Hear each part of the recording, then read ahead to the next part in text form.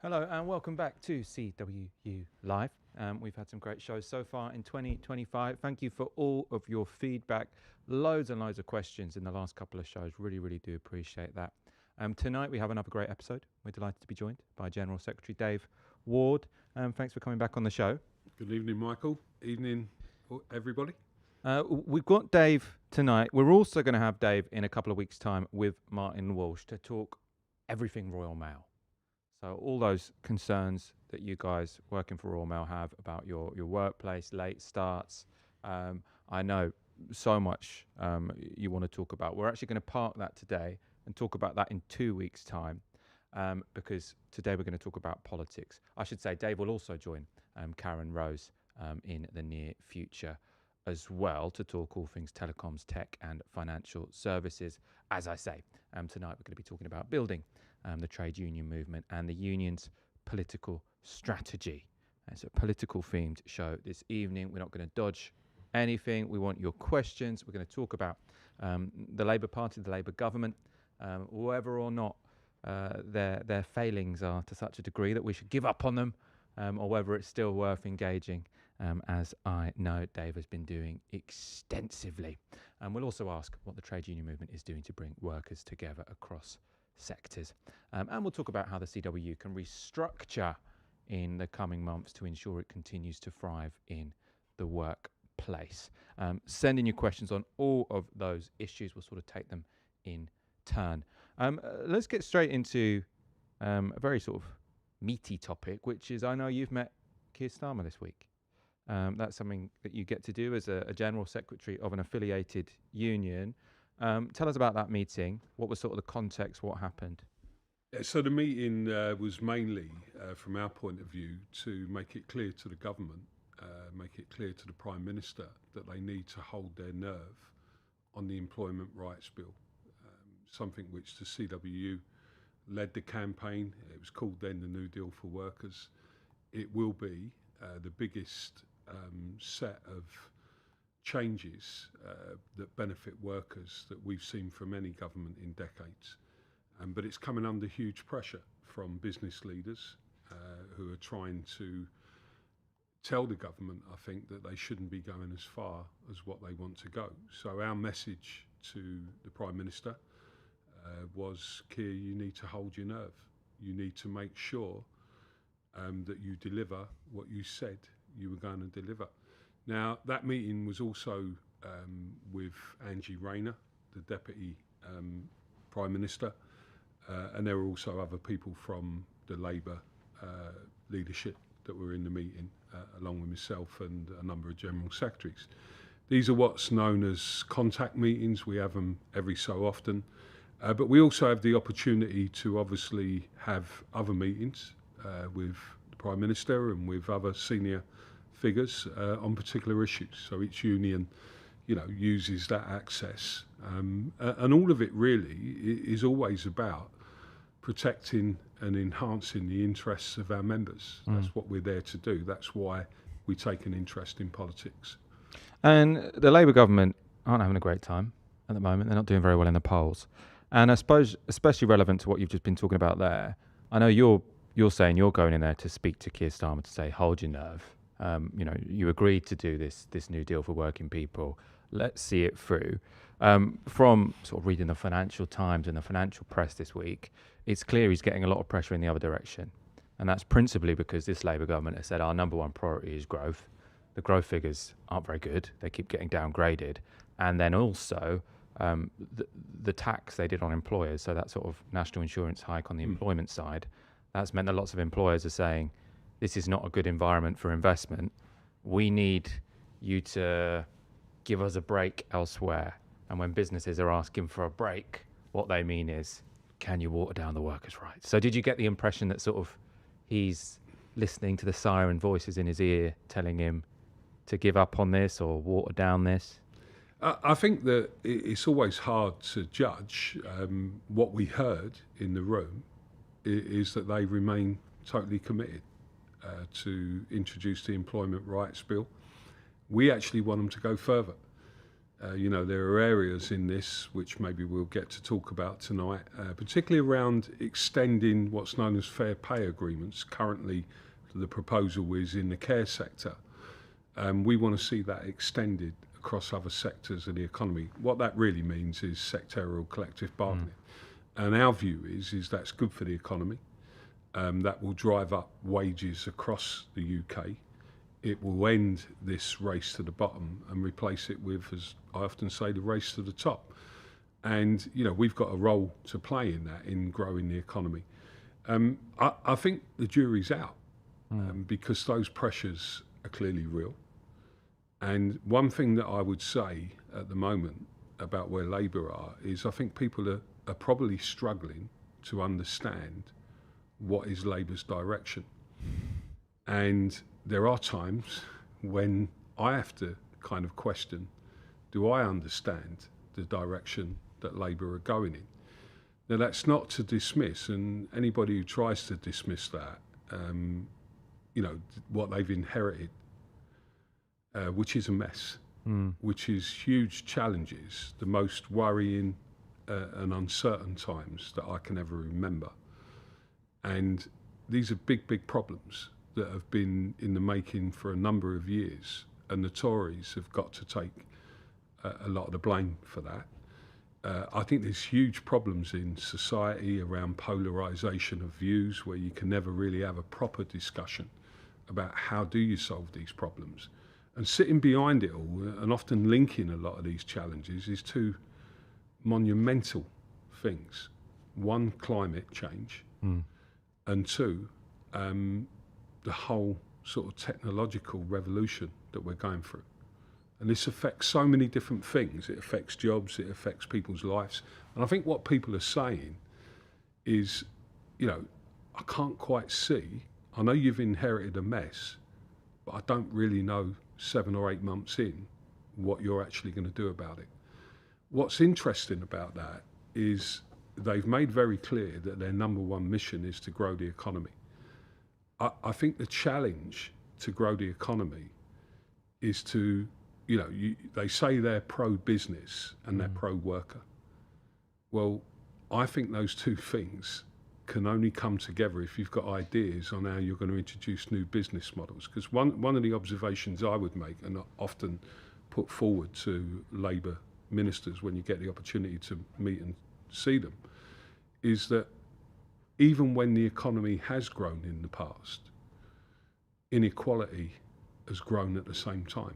And that tells you that the way that wealth is distributed in the UK is fundamentally wrong.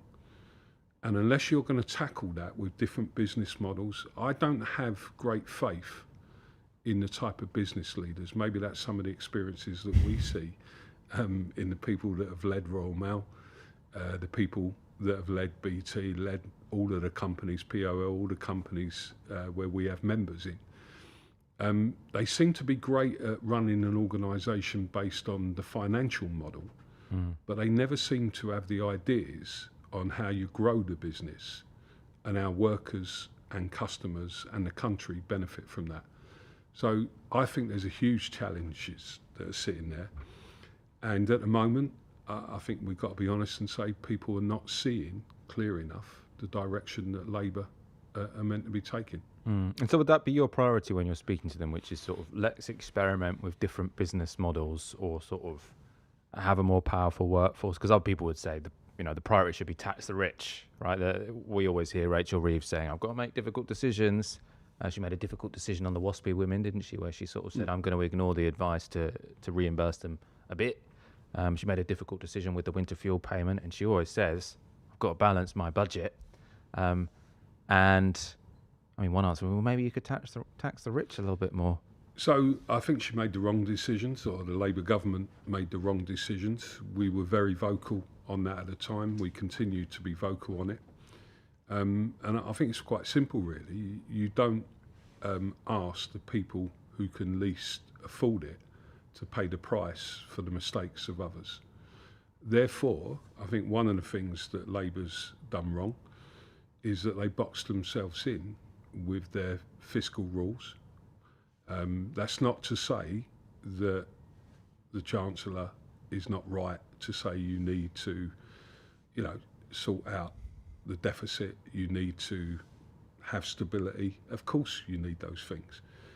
But there are other ways of achieving those things, and Labour, in my view, ducked some of that. So taxing the rich, putting 1% extra on those who can afford it, introducing a wealth tax. I don't think these things are wrong. And I think that those people could afford that. What they've ended up doing, you touched on the national insurance hike for employers.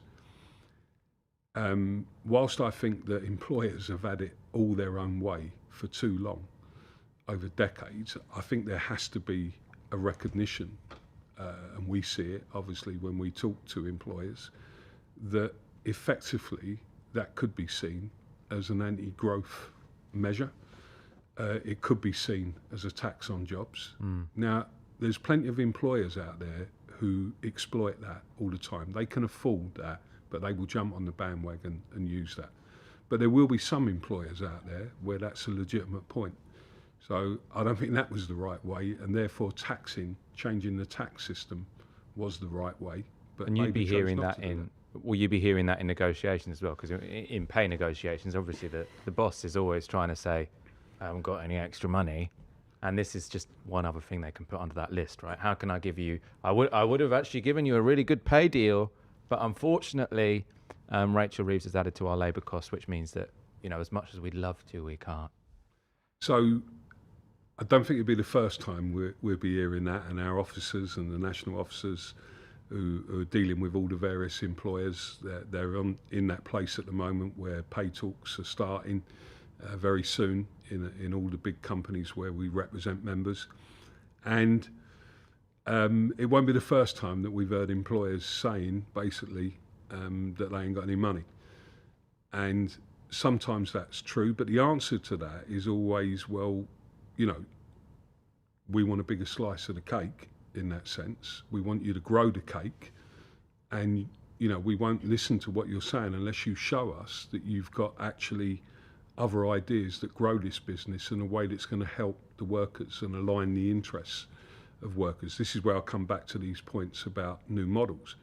And we'll get to talk about this again in the next few weeks. But the deal that we've just done with EP Group, whilst it may be controversial and whilst there will be legitimate concerns about that, we know it's the right deal against the people that we've been dealing with and what they've done and damage they've done in Royal Mail's case. But what's interesting about that deal is it changes the way a private company operates if it's introduced in the spirit and content of how it's written down. That's for us to enforce that, and we've got to make sure that we do that. I think we need to see more of that across the UK. This is the point. If Labour want to be pro-business and pro-worker, they've got to come up with some new ideas where businesses are not just based on preserving profits for shareholders and preserving the big pay of CEOs, whilst the workers don't get anything. So, these models, there's a lot of thought going into this, and it's why we value the involvement that we get with Labour. I mean, for all of the problems we've talked about, Michael, there's access here. And sometimes it comes down to the point of you're either inside and trying to influence things, or you're on the outside. In the meantime, when you're on the outside, the people who support big businesses, the wealthy people in the country who benefit from certain policies that governments introduce are on the inside. So it's crazy not to see the value in being on the inside. And as far as I understand, it has, so obviously this is a very crucial time for especially Royal Mail members because of the renegotiation of the USO and the takeover. And as far as I understand, at least when it comes to the takeover bid, it's been helpful that there's a Labour government, not a Tory government. Is that correct? Well, I mean, you can't sort of go through every meeting, but the starting point here is we would have never been in the room whilst this debate was taking place. And if anybody believes that a Tory government would have stopped this, they're the ones who introduced privatisation. When you introduce privatisation, when you introduce liberalisation, which unfortunately was a Labour government, those two things combined mean that the sort of things that we've had to deal with were going to happen at some point, can happen. Now the choice is, again, do you get in there and protect the interests of your members, or do you sit outside it shouting from the sidelines saying we want this, we want that? And there's only one choice then. Now the point I'm making is we had great access on all of that stuff with the minister, Johnny Reynolds, who's the biz minister. You know, we had really good access to put forward some of our thinking and some of our ideas. Where that ended up on that particular case is that we've now got Royal Mail in a place where the government of the day have agreed to take a golden share, have agreed to be at meetings that we will have as part of the new governance structure twice a year. So that means there's an ongoing involvement in the future of Royal Mail. Now, you know, what I'm going to say is whatever people's concerns with Labour, we get that, we'd have never got that involvement under a Tory government. Let's go to some questions. Lots of questions coming in. Veronica Hudiova, UK is the only country in the world that separated its public services. Don't you think that is wrong? Postal services should always stay in public ownership. Yeah, I mean, our desire would have been to have had a full publicly owned Royal Mail. But what's happened is that we went through liberalisation of postal services back in the late 90s, through the early parts of the 2000s. And what that did, it privatised the work that our members do.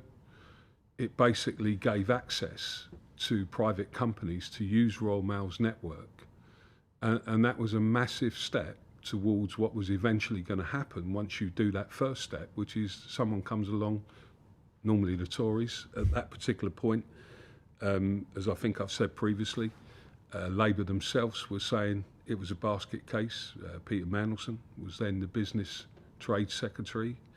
And now the ambassador to the United States. And we had, we had our differences of opinion over Labour's position. The Lib Dems were arguing for it. So these things happen. You've got to deal with it. The issue, don't want to turn this into just a Royal Mail show, but there is an illustration here. The same things happened to telecoms, to BT. I mean, what's always interesting about our union is that there was a time when everybody worked in what was known as the GPO, whether you worked in telecom or whether you worked in what is now Royal Mail. And all of those people worked in a public service. But over a period of decades, that's moved away because people decide, powers that be. What was the GPO? Post office. What's the G? General Post Office. Yeah. And I mean, these are interesting times to reflect on the journey that you've been on, which is why you end up where you are. The issue we've got now is that, I've just said we've got the best platform for renationalisation. We was never going to get that straight away, and there are issues. It's not a panacea. We'll talk about that in a week or two. You still have the decline of letters and stuff. Yeah, because you've got declining letters, you've got a liberalised parcel market as well, competition all over the place. They're never going to renationalise the bits that are open to competition. David Ray, so this is a non-post office question, or Royal Mail question, sorry. David Ray, I'm interested to hear Dave's thoughts on the situation with Zara Sultana and Afsana Begum not having the Labour whip restored. You could also add John McDonnell to that. So the context here, there were 7 MPs who were suspended for supporting an amendment to a budget bill to get rid of the third child, or to get rid of the benefit cap on child benefit on how many children you have. 7 of them were suspended. 2 child benefit cap. 4 of them have been let back in. 3 of them haven't. So the 3 that haven't is, as you say there, Zara Sultana, Afsana Begum and John McDonnell. Any thoughts? Yeah, it's wrong. It's wrong. It's wrong at all levels. Do you know why? Because it was Richard Bergen let back in. Ian Byrne. I can't name the other 2 off the top of my head. Oh, Rebecca Long Bailey was one of them. Yeah, Rebecca Long Bailey. Do you know why some were let in and some weren't? I don't know exactly why, because I haven't had a chance to speak to the individuals. I have a view on probably why. So what was interesting, when we did a briefing of MPs a few weeks back about the situation with Royal Mail, we were able to go there and brief MPs. All of those 7 turned up at that briefing. They were interested. They support our members. Why? I think that it was wrong in the first place. I think it shows a lack of confidence. I think it shows a misunderstanding of what the Labour Party should be about. So when people say it's a broad church, you have to accept that you will have people with different views. I don't see anything wrong with that. I know there has to be some discipline, but there's ways of doing that always allows people on very important issues to have their principles put first. And Keir Starmer himself often says, we're here to serve the country. Well, if people have a very strong view on a very principled issue, that shouldn't result in them, with the majority that Labour have got, losing the whip. I think the reason why those 3 are not back in, it's very hard to understand. I'm hearing that John McDonnell's situation is related to the Gaza demonstration, where wrongly they was interviewed by the police. Yeah. I'm sure that will take its course. But I suspect it's more that there's a fear of those individuals, and that shouldn't be the case. So we'll be, trying to support those individuals to get back in. There's some very talented politicians there. The bottom line is if you look at a trade union, you don't all agree with each other. All the reps don't agree with each other all the time. But every now and then you come together and you say, yes, we're agreeing this. You have a vote on things, you move on. It's just wrong. It shows, for me, a lack of confidence about how you're supposed to. They can just say we agree bring to people with disagree, you. but I'm not scared of them. We can be in the same Exactly. party. I've got a majority. You back your argument. Yeah. You don't take it out on individuals. Now, look, some people will say you've got to have discipline. I understand that, but on certain issues, you should allow MPs to vote with their conscience. Trax FM, the original 103.3 Pirates. Oh, so I don't know if maybe this is a CWU member who also has a pirate radio station. I'm not sure. But it's an interesting comment. There is, an interesting name as well. There is a shed load of legislation coming in 2025 for workers. Reform all the Conservatives would never have done this, plus the draconian 2016 Trade Union Act has gone. Which isn't a question, but I want to link this to a question. I'm going to make up a question to go with this, which is that Reform currently number 1 in the polls. So they have already overtaken Labour. Not sort of, they're sort of neck and neck in lots of polls, but the latest YouGov one is the first time Reform are number 1 on 25%. How worried are you about a Nigel Farage? Obviously we're only 6 months into this government, so it's a bit weird to already be talking about the next general election, but it's almost unavoidable. Are you worried about a Reform government if sort of Labour don't get their act together? Yeah. What I would also say is that it's within Labour's gift to sort these problems out. So if they don't sort them out, if they don't come up with that direction, if they don't show that they're standing up for the people they're meant to be representing, which is what the Labour Party was formed to represent, which is, I call it working class people. People seem to have an hang up about you have to define exactly what that means. Well, it means people who struggle from week to week, people who need the public services, people who need jobs and a decent roof over their head, who can't afford it, who don't get that chance at the start of their life. It's for us to collectively come together and pressure Labour to make the right decisions during that period. Otherwise, Reform will be in power. I think this is a very interesting time. It's worrying, not just because of Reform. What the pressures that people are under at the moment are worrying. Every time you turn the news on, the wars in Gaza, Ukraine, some of that is sickening to continue to see. but it also flows over into many of the challenges that people have in our own society. And, it seems at the moment that people are incapable of talking sensibly about how you solve these problems. So one thing I would say is you got to reflect with reform. So why are people switching to reform, as those polls show? Well, I think we've got to be sensible here and not start suggesting that every time someone switches to reform, they're a racist, which is sometimes the narrative that the left put out. That's not right. People are switching to reform because they're seeing their children's life chances, their own life chances, almost non-existent, getting on. And the things I took for granted in my generation and others, when you did have a job, you did start a job, and for me, it was a job that ended up being a career in that sense. That was a job for life to some extent. You did have a roof over your head. I was probably one of the last people, our generation, the last generation, to be able to get a council place. Pretty much as you got married. That was it. That was going away then. But they were important things. Your access to public services, was much greater.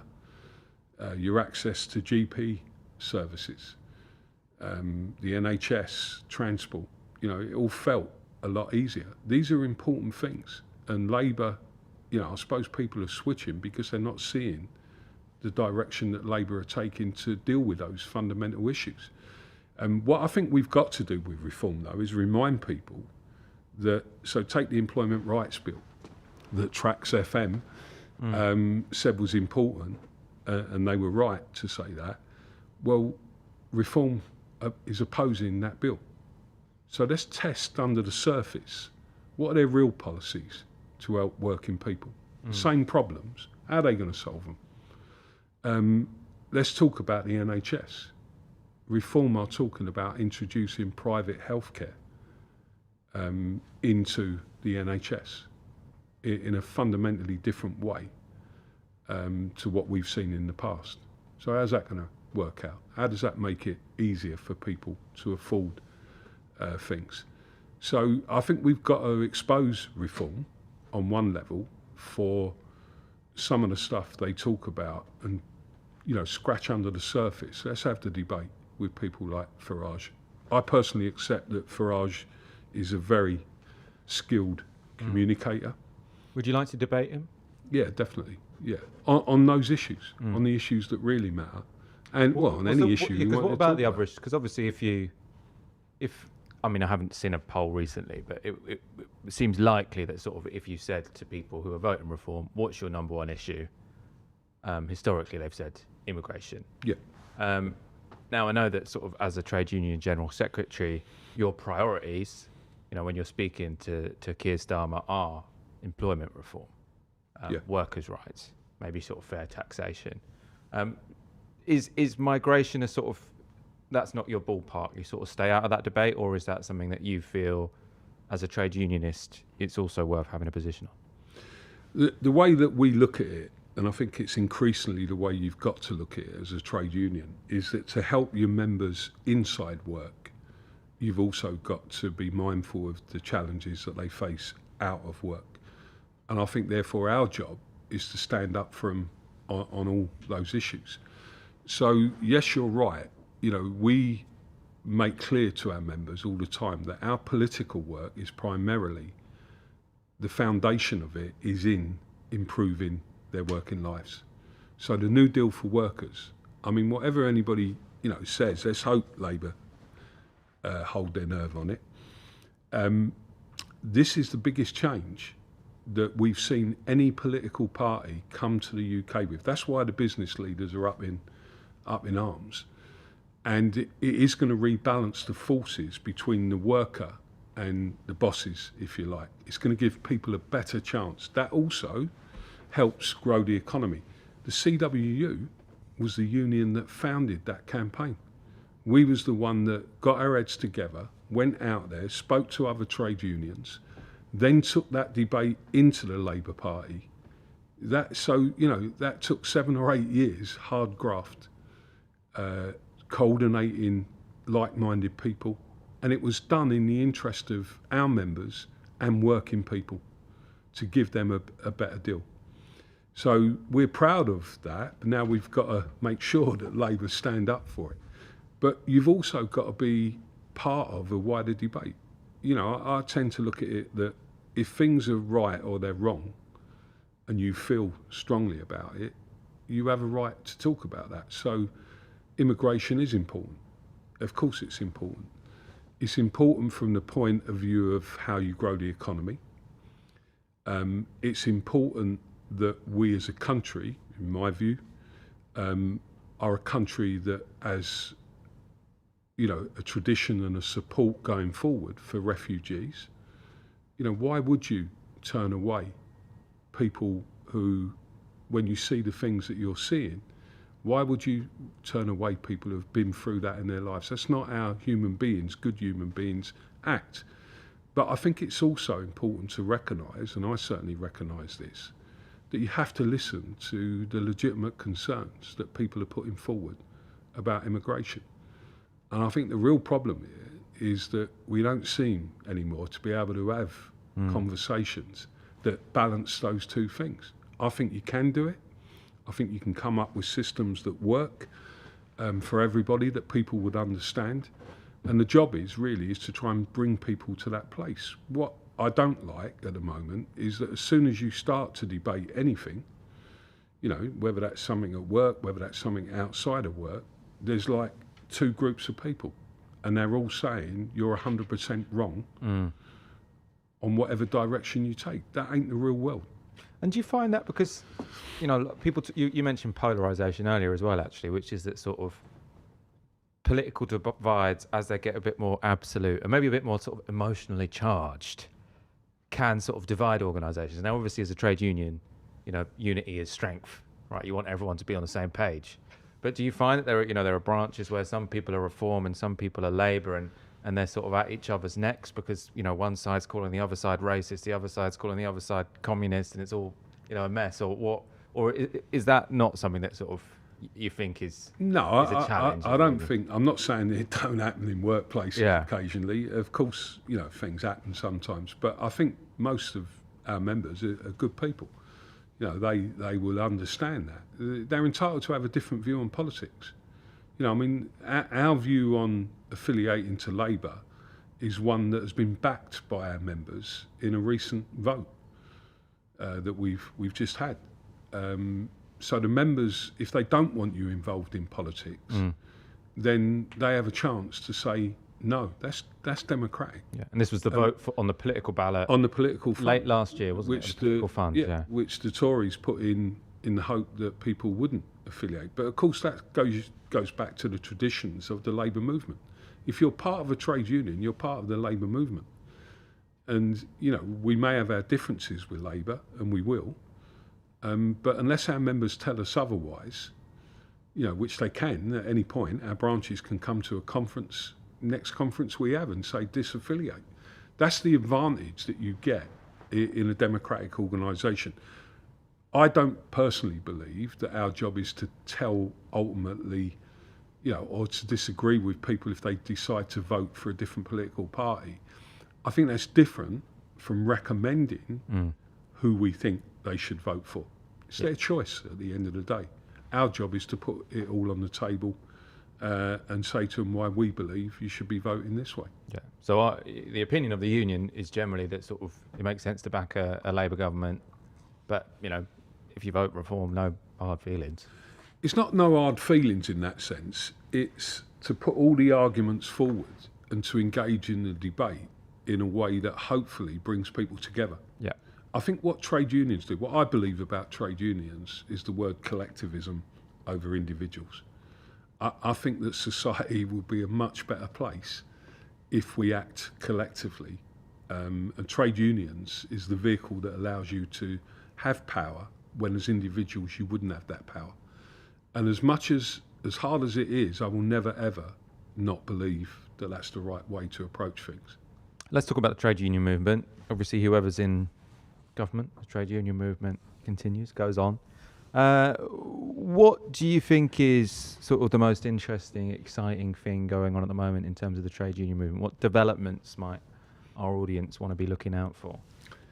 Well, I think whether it's exciting, people may disagree with that, but what I think about a lot and what our union is talking about a lot is how trade unions can cooperate more together to solve some of these problems. And the big agenda for us in the coming weeks and the coming months is to build on the New Deal for workers. And we see that being done by the introduction of sectorial collective bargaining. And what we've been really vocal on is that we don't have to wait for a Labour government to introduce that. I've spoken earlier about the need for Labour to go further on these fair pay agreements, which is effectively sectorial collective bargaining. But what I've been arguing strongly within the TUC and what our motions to the TUC have called for and been agreed is that we need to come together and we need to agree our own common bargaining agendas. So in a sector of the economy, and that could be the sectors obviously that our members work in at the moment, we should be saying, what is the minimum pay? What is the standard on health and safety? What is the standard on working hours? What is the standard on how we tackle and address equality issues? What are we asking for together here? And then each union goes away and it argues for those standards. That is another way that you create the pressure on employers to stop exploiting workers. And we've got a job to do that, and I just think we can do it better if we come together more.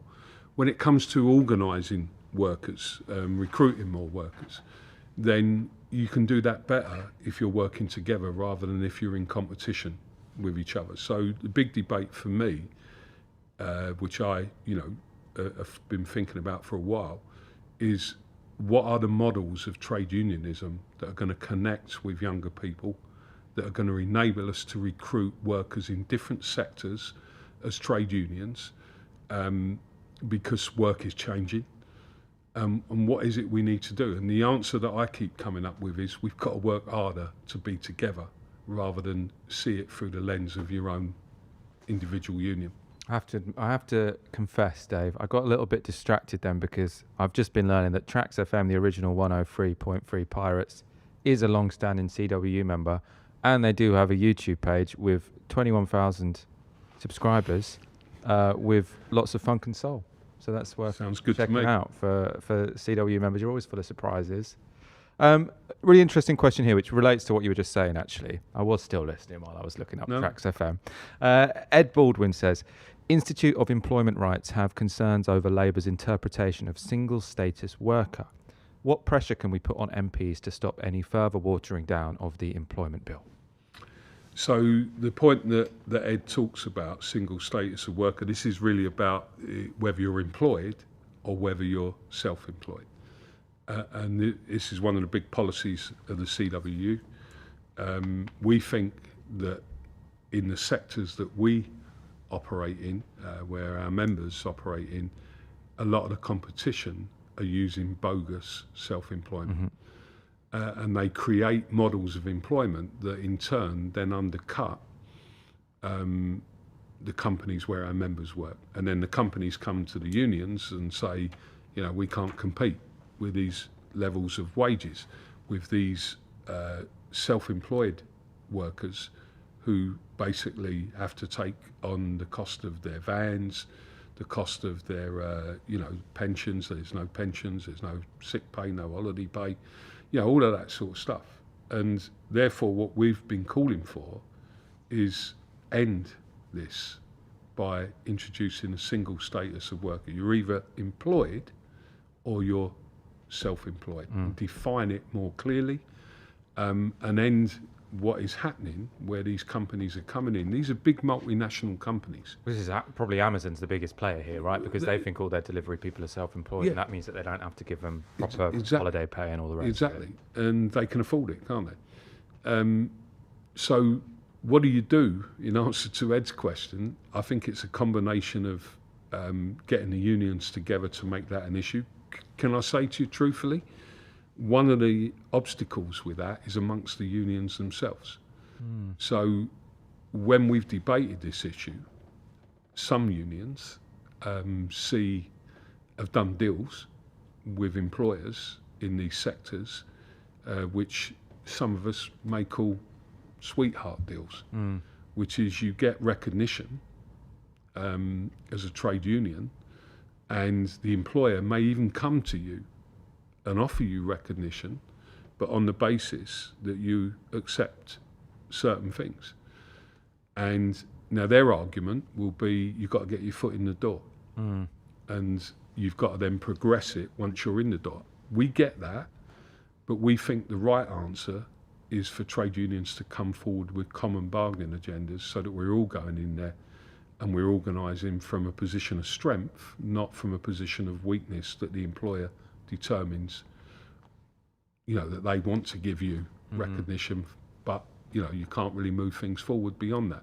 Because obviously a trade union that's reliant on the employer, I mean, we were talking a couple of weeks ago, a really interesting show on the Horizon scandal, and obviously a big problem there was that the representatives, or one of the representatives, because I know the CWU also represents sub-postmasters, but the sort of main representative of the sub-postmasters was bankrolled essentially by the post office, which is why they weren't particularly good at representing the sub-postmasters, and went to Parliament and sort of said it's still the sub-postmasters who were the problem. Completely remarkable. Yeah, and can I point out there's a big difference between, in case anybody thinks that when we get facilities for industrial relations work, between that and that model that you described. They were bankrolled completely.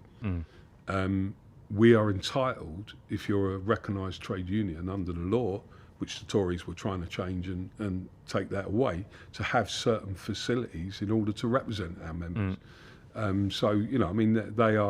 That you're right to point that out. That's a kind of similar position. But those facilities, not as bad. I'm not. Those facilities that don't fund HQ type jobs, do they? Those facilities are for the reps. They're for the reps Exactly. which is out in the field. Slightly different. Let's talk. Do keep sending in your questions. I'll go to a few more questions before we wrap up. But while we're sort of getting those in, there's a upcoming restructure of the CWU.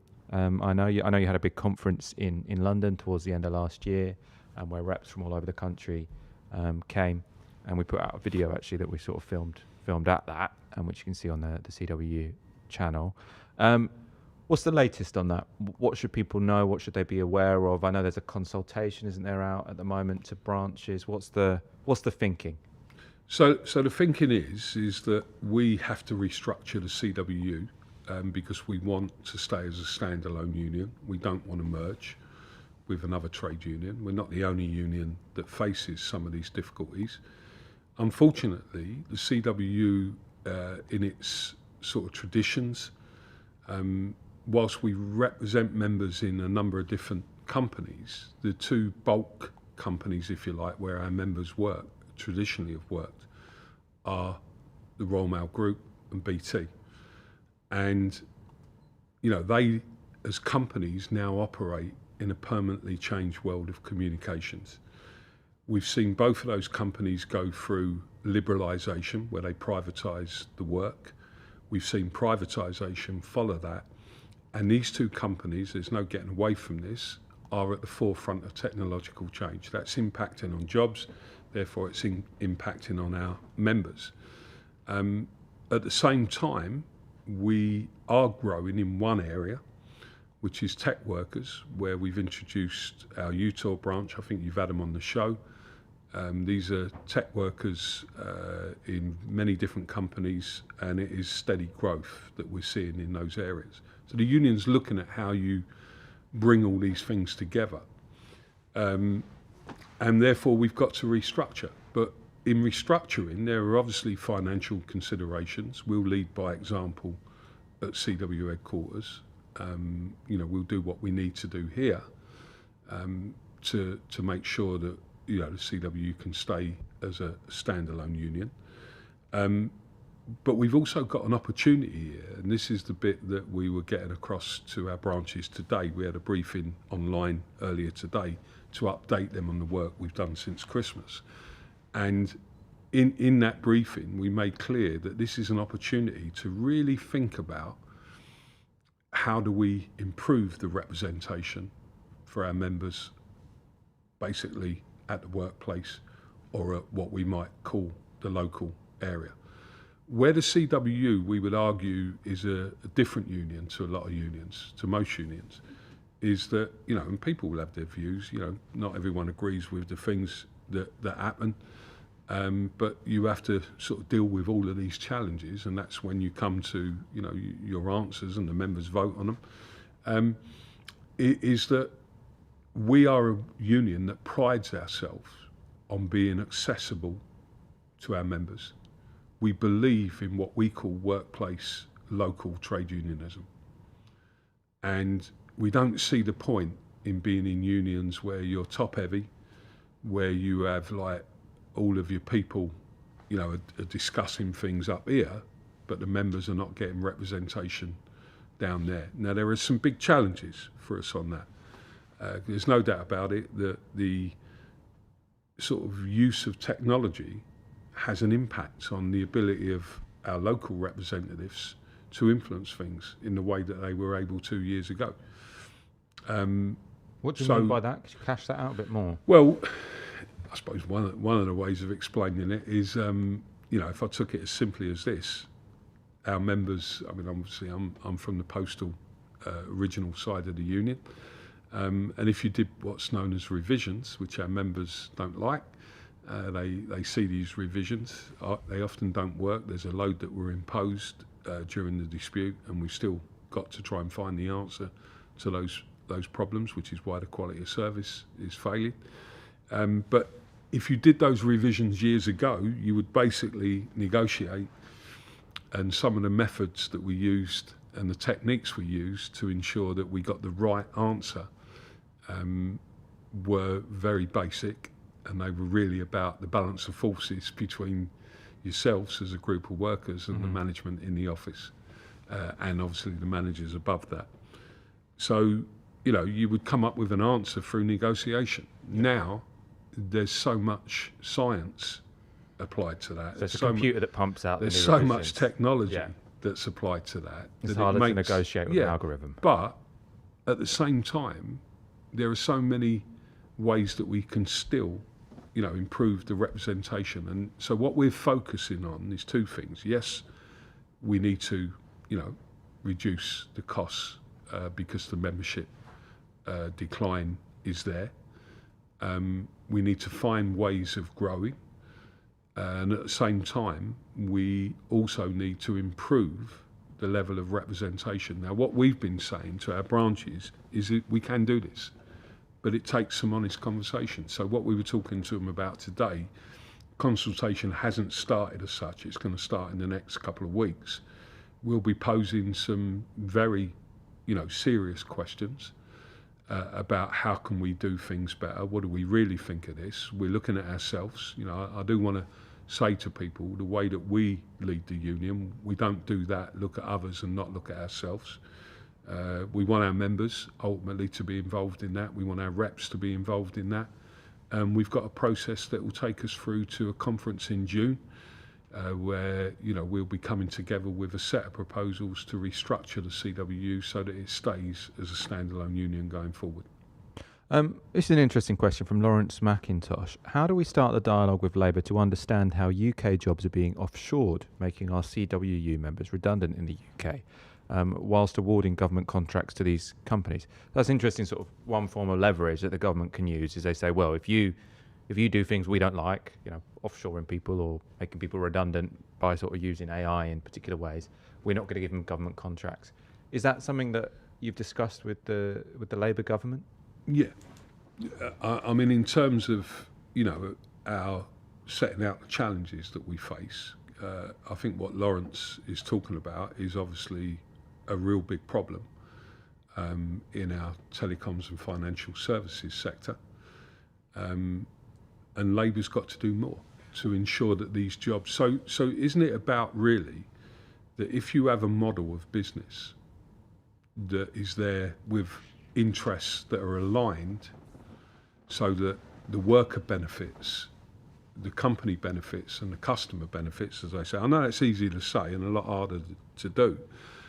You probably would find alternative solutions. But if the company is in this model where the only solution it sees is to say, where can I get this done cheaper? I've got the technology.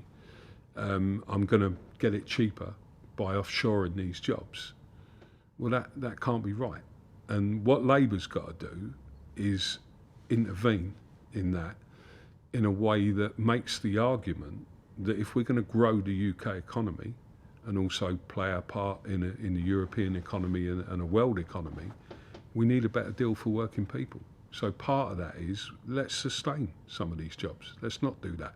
Yes, it may cost you more, but let's grow the business in another way to pay for that. These are the debates that you have to have, and I suppose what we do have is the opportunity to put those arguments. I've never heard a Tory government ever considering how you stop that sort of stuff. I think with Labour there's an opportunity to put these arguments in a constructive way, that we could really argue that it's better for the UK economy. If that's your number one mission, let's do it. Let's change the model of businesses in the UK where workers have a greater say over the direction, and hopefully as technology benefits companies, that the worker his job is protected more than what we are able to do with the current kind of approach. I think in terms of government contracts, I mean, whenever I called the student loan company this week, they seem like they are in Britain. I feel like most of the government sort of phone numbers you call do seem like they are in Britain, not that they've been outsourced to another country. But I suppose you could say we'll only contract with you if you commit not to outsource any jobs sort of in any, I don't know. Interesting question. Lord Matty Allman vlogger, does Dave think a nationalised parcel service would improve Royal Mail in general, in terms of Royal Mail as a whole, including workers' rights and better environment for all? I think there's a point to be made there that if you want to have a green economy, there's a case to be made that let's have a nationalised parcel service. I mean, that goes to the heart of the issue earlier on. At the moment, the difficulty with that is that these are massive multinational companies that are in that sector. But I think, what was it Matty was saying, is a case that we can put forward around universal services, around access to cities, around stopping, the climate change and helping those issues by having electric fleets and services that a universal service provider offers to everybody. But we have to recognise that world at the moment is so far away. So you work towards that. One of the ways that I think you make that argument, we're going to talk about this in a couple of weeks' time, or next week, whatever it is, about how you grow a business that's got an infrastructure that can benefit the country as well as the worker and as well as the company. And I think it's interesting that some of our members work in companies that are all like that. So if you work in BT, it provides or has provided a universal service. If you work in Royal Mail, it's done that. If you work in the post office, if you work in some of the companies that provide financial services where we represent members, similar kind of footprint for the companies. So I think changing the world of work and offering ideas on how you solve these problems is the way forward.